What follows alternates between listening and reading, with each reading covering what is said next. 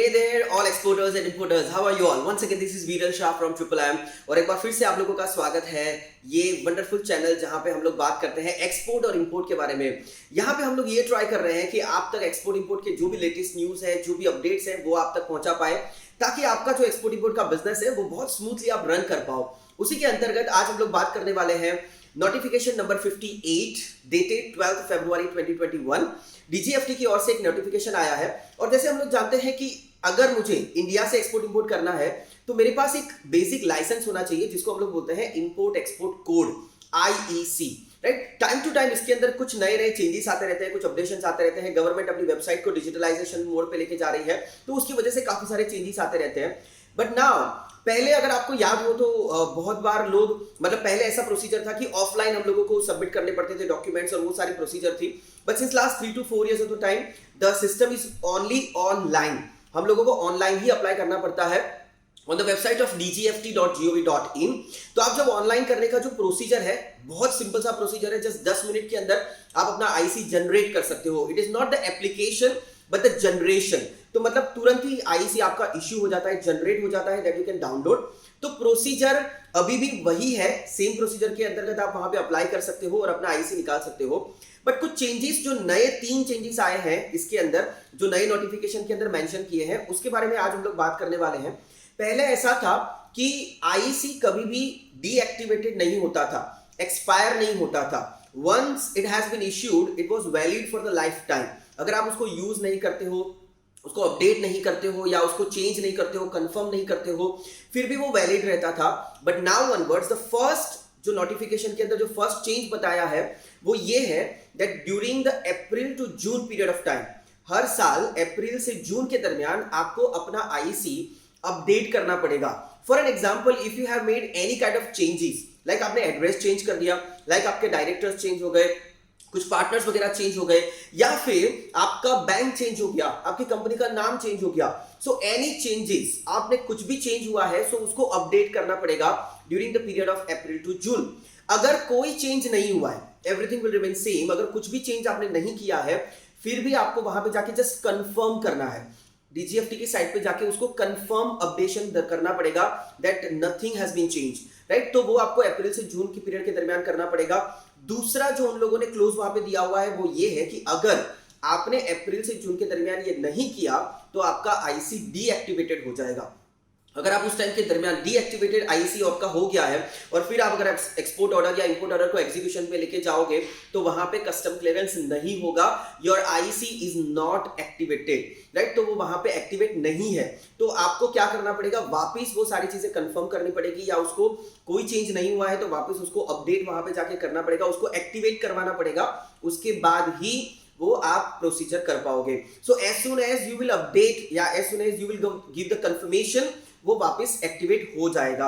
And the third change, जो third clause उन्होंने बताया है, दैट इज कि अगर IC, it may be possible that DGFT क्या करेगा, किसी भी आईसी को, किसी भी इंपोर्ट एक्सपोर्ट कोड को स्क्रूटिनी के लिए चूज कर सकता है।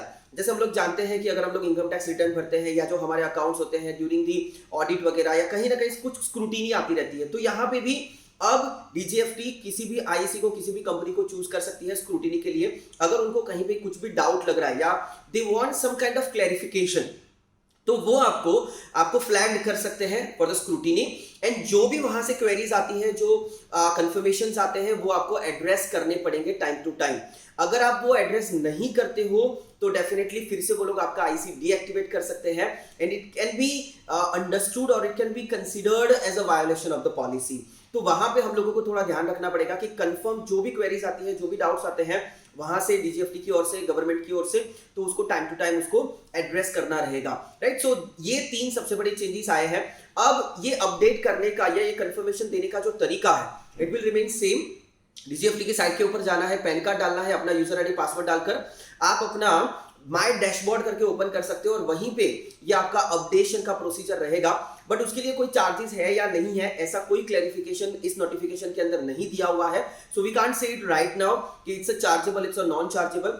बट एक सिंपल सी चीज है, हर अप्रैल से जून के दरमियान हम लोगों को अपना आईसी अपडेट करना ही करना है। और एक सिंपल सी प्रोसीजर है कि वहां पे जाके अगर कुछ चेंज हुआ है, राइट नाउ मॉडिफिकेशन के लिए 200 रुपए का फीस है, तो माइट बी पॉसिबल कि अगर कुछ चेंज है then it will be considered as a modification of the IC, और might be possible that you will be charge 200 rupees. लेकिन अगर कोई भी चेंज नहीं है तो हो सकता है कि डायरेक्टली आप जैसे क्लिक से उसको कंफर्मेशन दे पाए कि nothing has been change in my IC and accordingly it is just updated during the month of April to June, right. तो ये आईसी का अपडेट है under the notification 58 dated 12th February from the dgft.gov.in।